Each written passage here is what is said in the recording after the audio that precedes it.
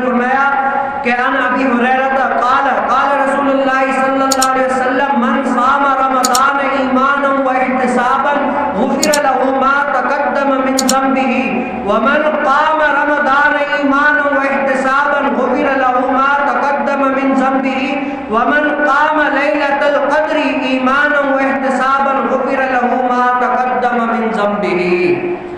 حضور کائنات صلی اللہ علیہ وسلم نے فرمایا کہ جو شخص ایمان کے ساتھ ثواب کی امید سے روزہ رکھے تو اس کے اگلے گناہ بخش دیے جائیں گے۔ جو ثواب کی نیت سے اللہ تبارک و تعالی کی رضا کی نیت سے روزہ رکھے، اللہ تبارک و تعالی اس کے سارے گناہ بخش دے گا۔ اور کیا جو ایمان کے ساتھ ثواب کی نیت سے رمضان کی راتوں میں قیام کرے، عبادت کرے، اللہ تبارک و تعالیٰ کو راضی کرنے کے لیے زیادہ سے زیادہ عبادت کرے، تو اللہ تبارک و تعالیٰ فرماتا ہے کہ اس کے بھی اگلے گناہ بخش دیے جائیں گے۔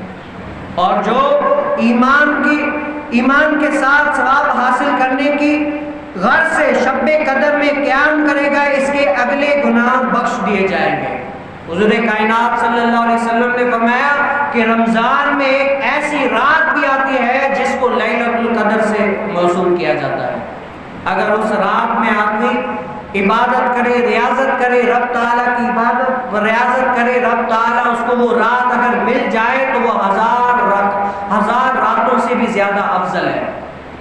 خیر من الف شہر، وہ کیا ہے؟ 1000 مہینوں سے بھی زیادہ افضل رات ہے۔ اس رات میں صلح صفیہ جو ہے نا اس کو تلاش کرنے کی کوشش کرتے ہیں، اور حضور علیہ السلام سے پوچھا کہ وہ رات کون سی ہے؟ حضور علیہ السلام نے فرمایا کہ وہ عشرے کی آخری رات ہے۔